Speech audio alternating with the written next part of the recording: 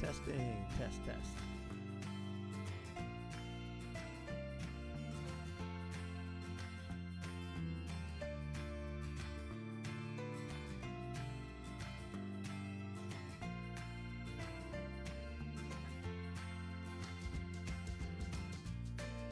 You are watching Impossible Color. This is the first live stream ever.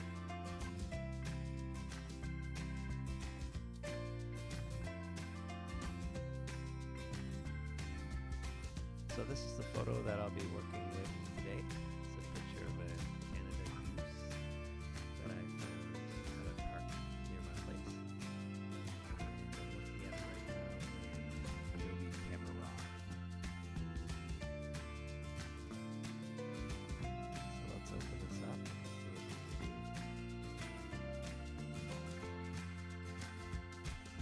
Welcome to the two watchers. This is very first one. Thanks, Spankler.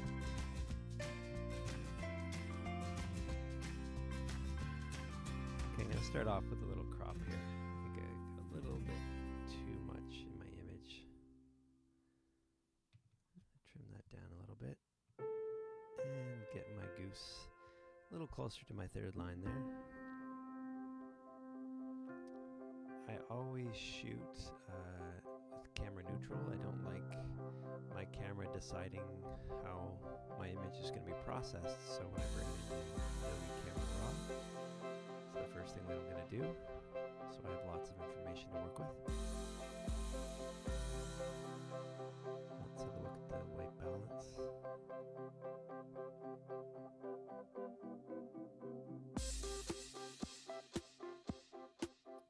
Use the color picker on the white.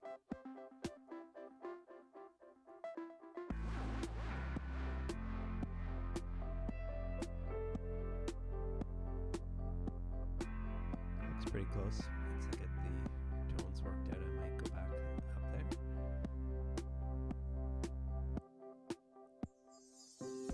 Notice I've got my indicators on here, so I can tell when I get blacked out. I get whiteouts up here where it's completely overexposed.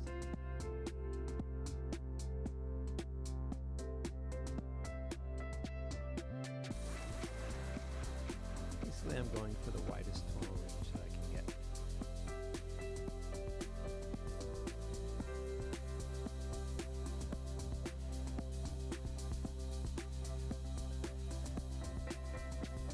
By increasing the shadows, I'm trying to get the details all out in the dark areas of the duck here.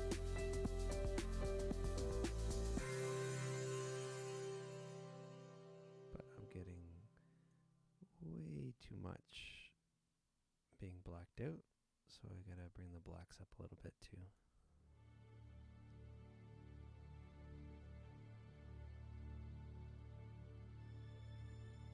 To make that nice and crisp, I'm going to increase my clarity slightly.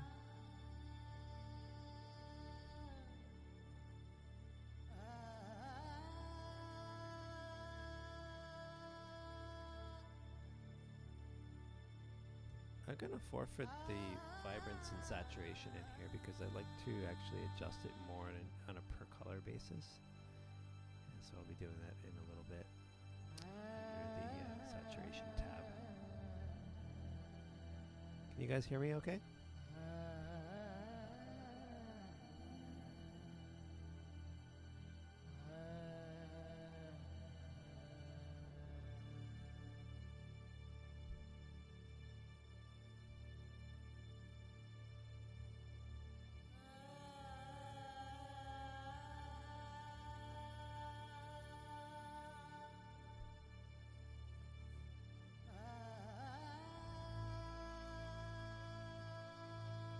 Let's start off with the reds. Really isn't a lot of reds in the image, so it's not having much effect, but sometimes I'm surprised, so I usually like to go through every color anyway. You see some orange working its way through some areas in the ground here. I'm going to bring those a little bit more towards the red side.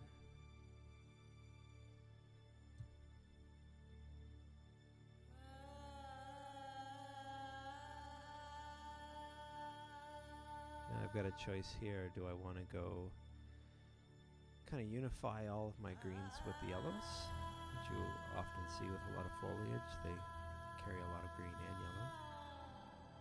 Or I could increase the contrast between the two by bringing my yellows way over here. And for now, I'll try to bring them together so that background all blends together.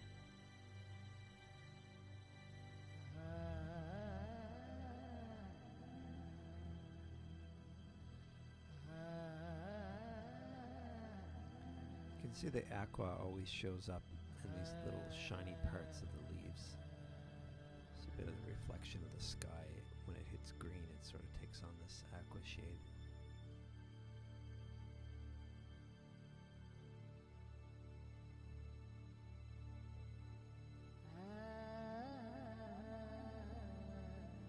You can see that the blue, I usually go to the extremes here to see what's actually taking place. And you can see that the blue is really popping up in all the dark areas of the goose.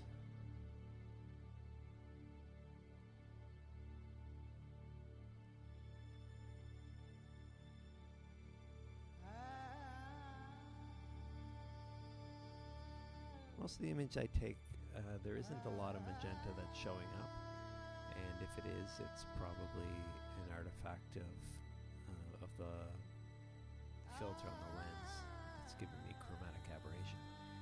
You see it in some skin tones around the lips and stuff, but for these nature scenes, I don't normally see it a lot unless I have a specific flower or something that's picking it up.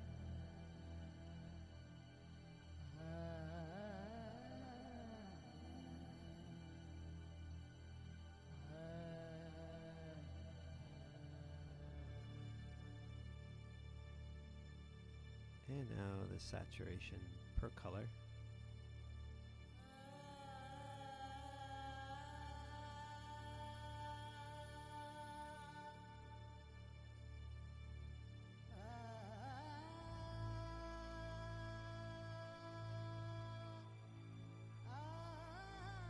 I find the aqua is kind of distracting, so I'm actually going to bring that down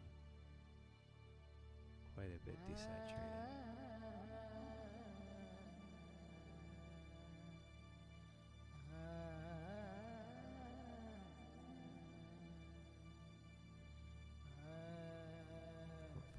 Adding a lot there either.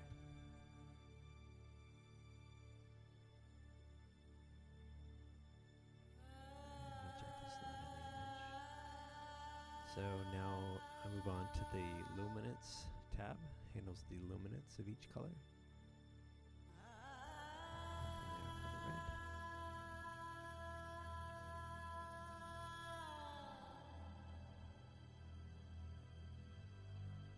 I'll crank up my orange a little bit to help some of these little details pop a bit. Gives a little bit more interest down there.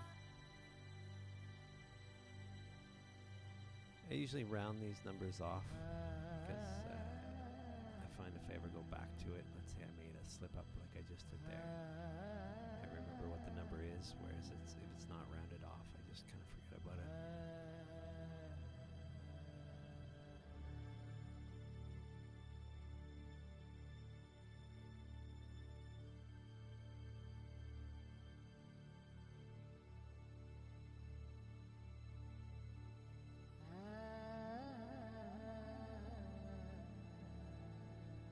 Now generally when I'm working with my subject, I try to create a separation between the subject and the background.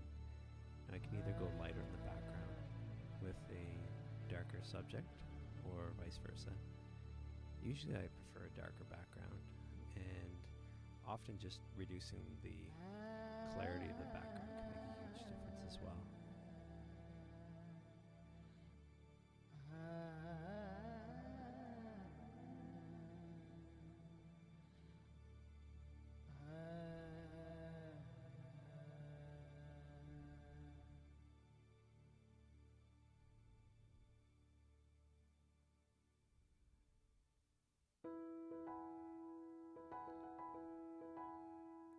I'm going to increase the luminance on the aquas.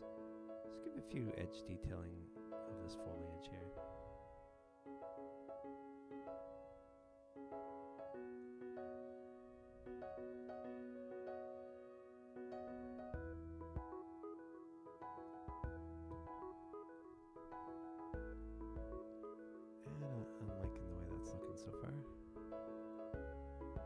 not going to be doing any split toning in here, but I will be altering some colors in Photoshop in the next major step.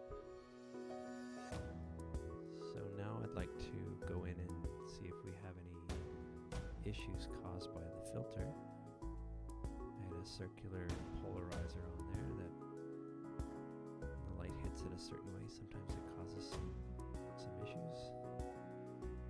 See little bits of kind of a purpley magenta that's outlining here. That's definitely some chromatic aberration. And you can see faint bits of green on the undersides that is also a bit of an issue.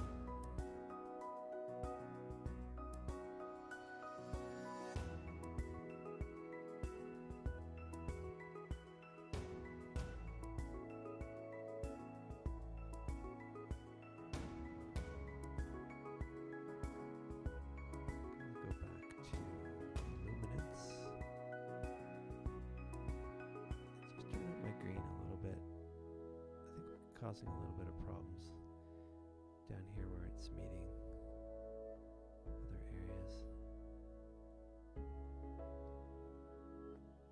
So back to the chromatic aberration.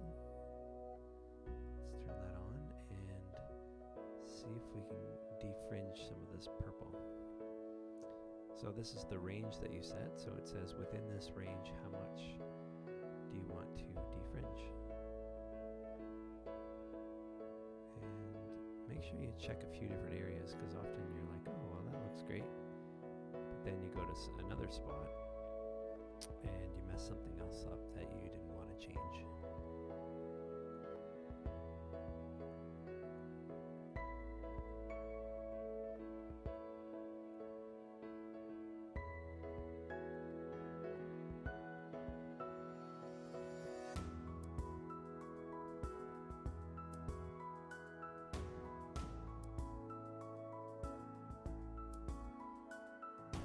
At this stage, I'm actually going to go to a snapshot, and I'm going to take a picture of that, and basically it's kind of like a save point where you can go back to at any point you want.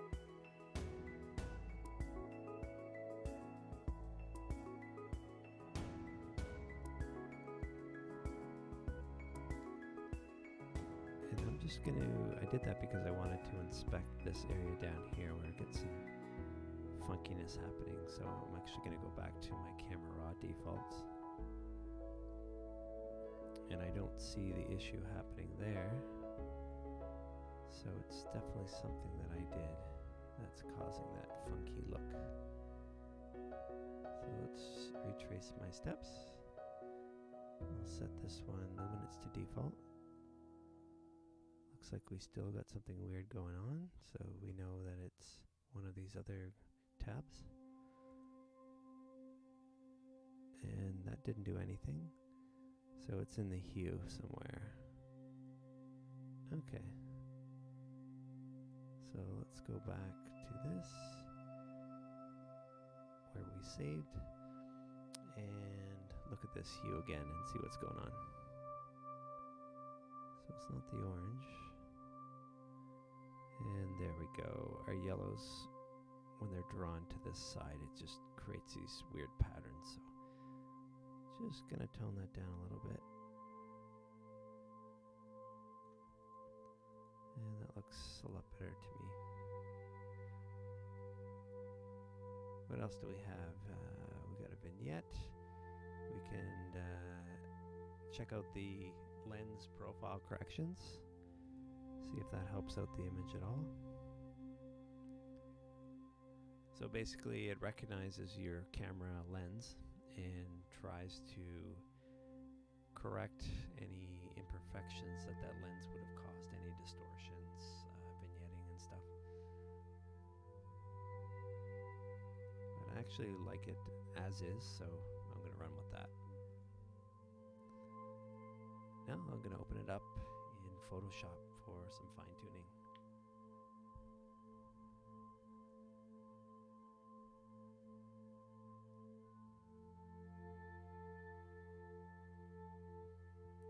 So the first thing I want to do is just going to make make a duplicate of that, and I'm gonna start to work on some of these areas that are a little bit distracting.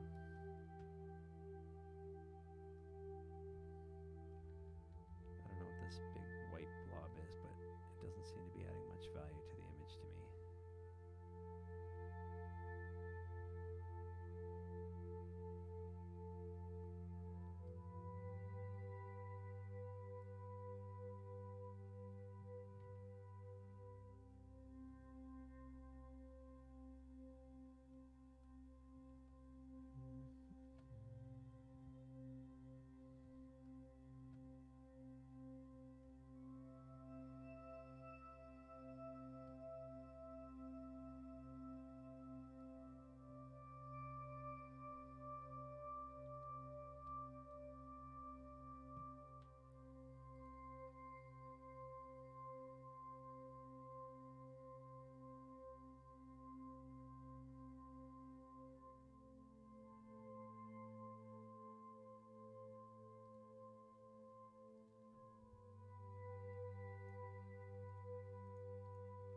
So what I did here was I just made a second window so you can kind of see the big picture. And I'm actually just going to put that over on my other screen.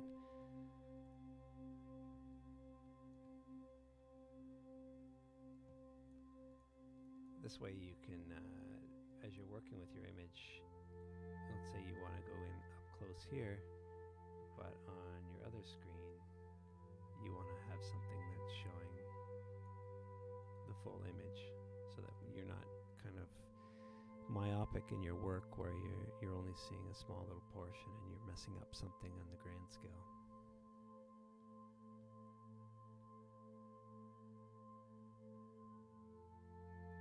I think this background overall is pretty clear, but I'm not so sure about this coloration up here, so I'm going to try coloring that with the green.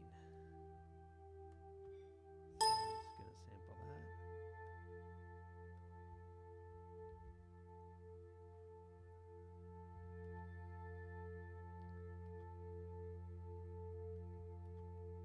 I'm just going to paint some green with a little bit of variation, just sampling as I go.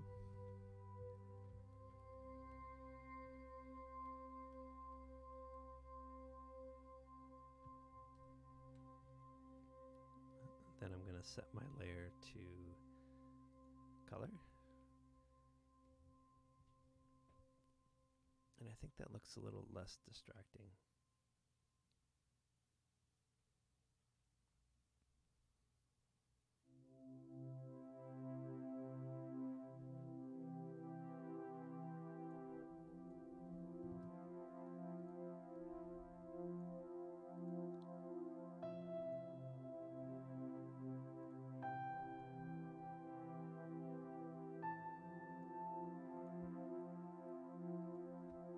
Those layers together. You can do that by hitting Control E. And there's the before and after.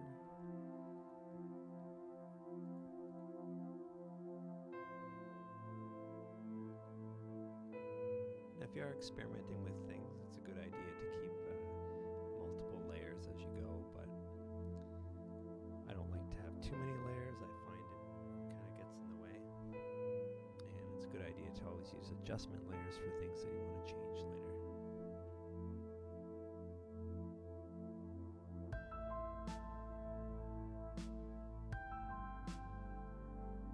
Adjust the color balance here. Start with the shadows.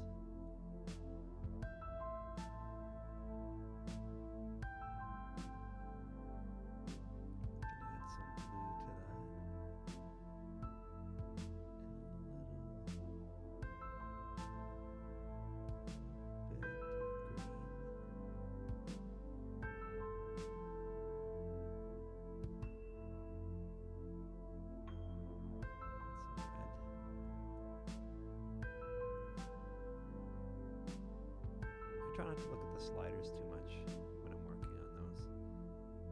I just look at my image. I don't want to be affected by what I think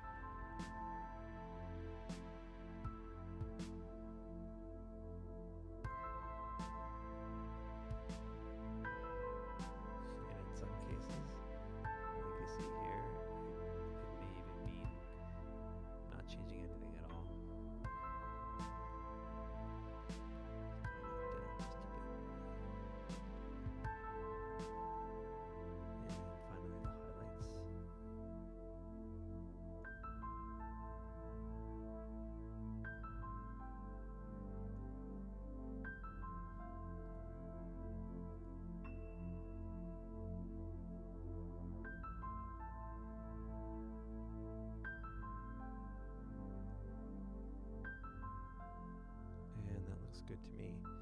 Lately I've been doing color balance first, and then doing my individual colors with selective color second. I used to do it in the reverse way, but I find getting the more global settings with color balance first makes it slightly easier.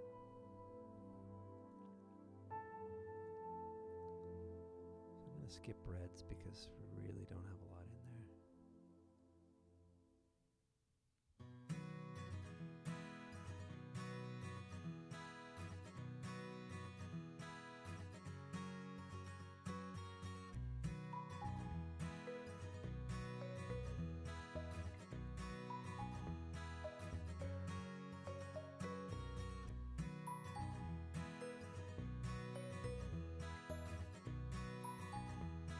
Yellows quite a bit.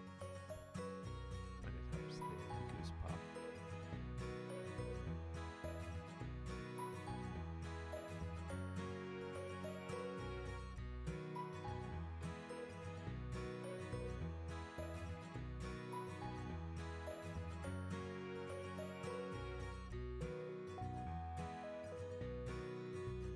And likewise, bring up the blacks of the greens.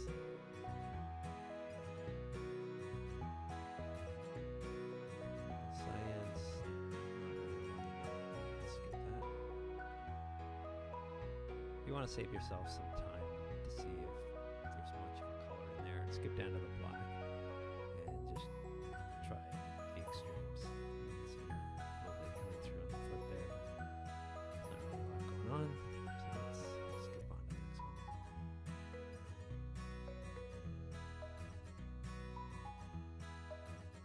Now, working with the whites and selective colors,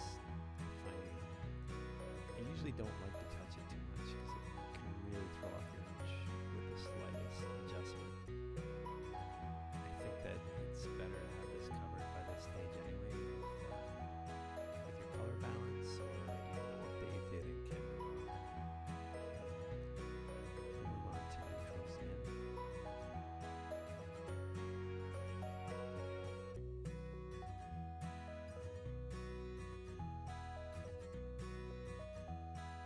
You know you're getting close when you start hitting these zeros.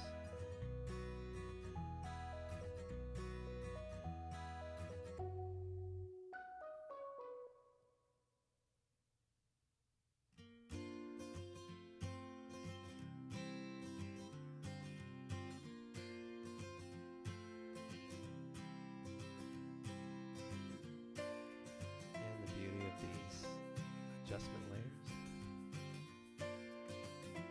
you can turn them on and off. Go back to them at any point and adjust them.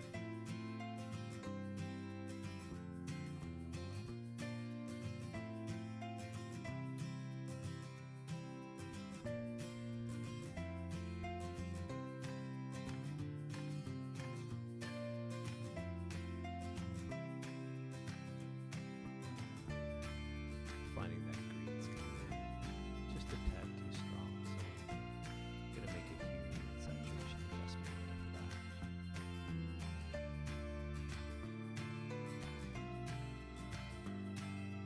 Now, I'm not sure what your default hue and saturation, how it looks like, but if you drag it down, you can see the range that it's covering there. You can actually extend the range a little bit into the yellows.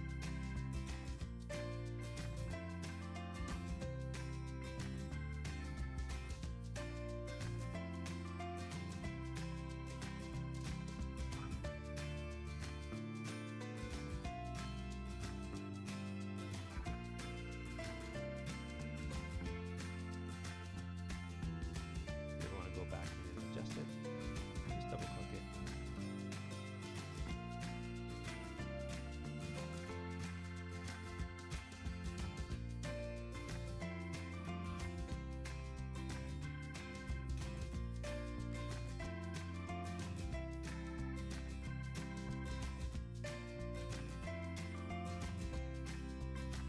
Like how that looks, I'm actually going to do Control V and merge this all down. Oops.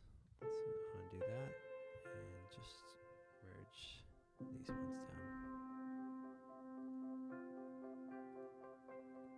is the before and the after so far.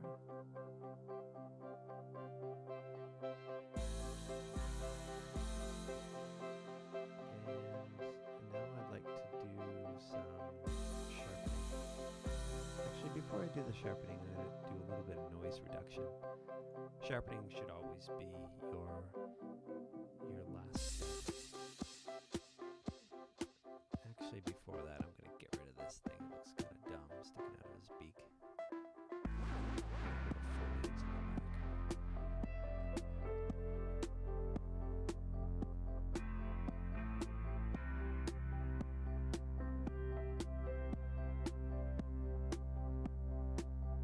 So I'll just make a lasso selection.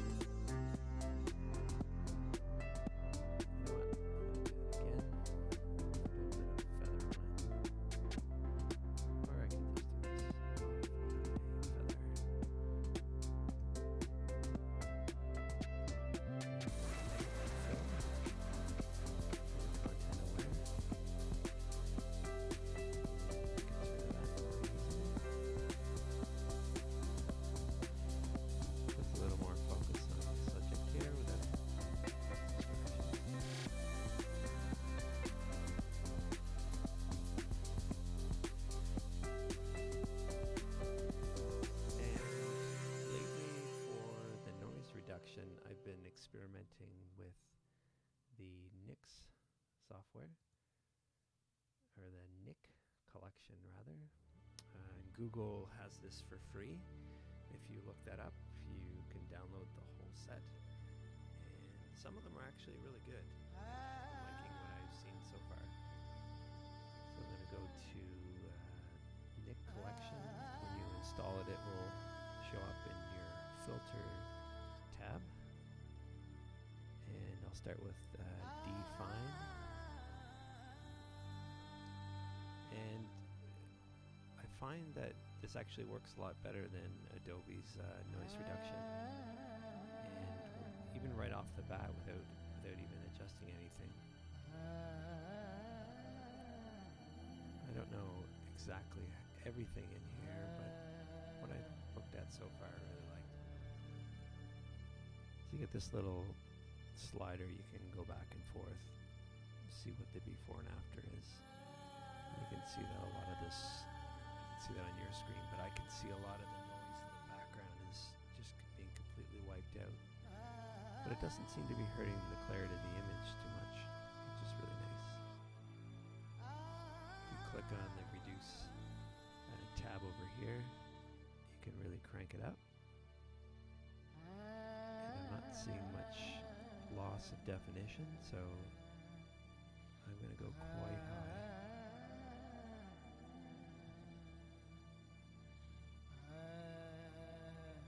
And you also have the option of reducing some color noise as well. And you got this nifty little navigator, so you can kind of scour around. I'm going to run with that.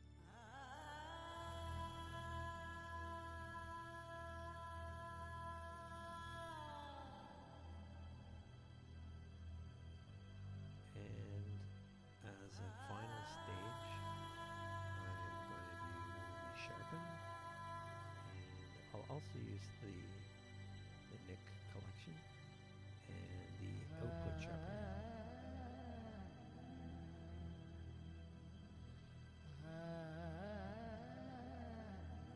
See, that makes this look really nice and sharp. It's really going to make the body stand out quite a bit.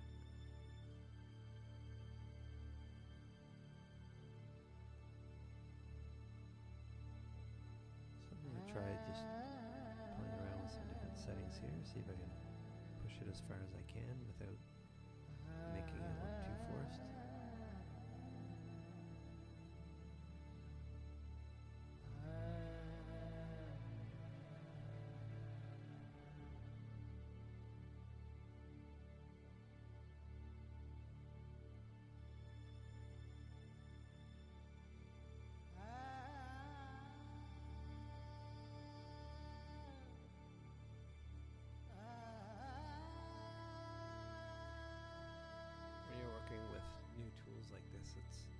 a good idea to go to the extremes just to know what your bounds are and what exactly is happening.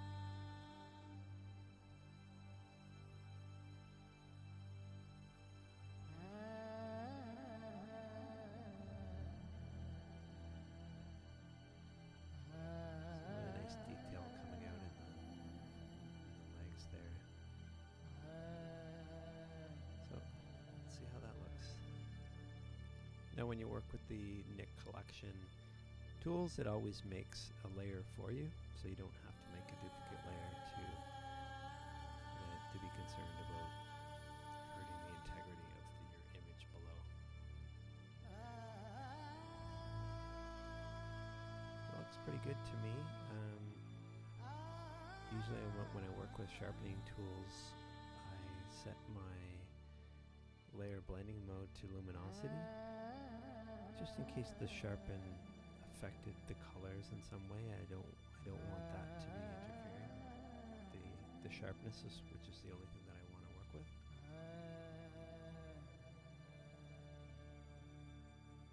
And I'm going to save this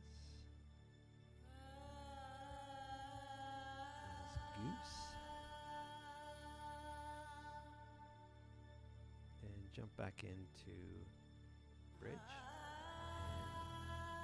do a before and after to see what the changes look like altogether. That's that huge file saves.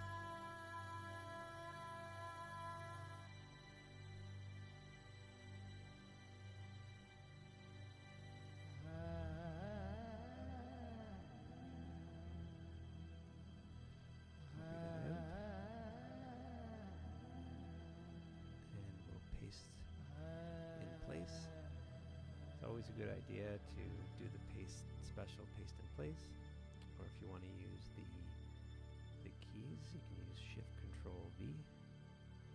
See a little shortcut there. If you don't, then you're going to have to paste your image in and then start to line it up.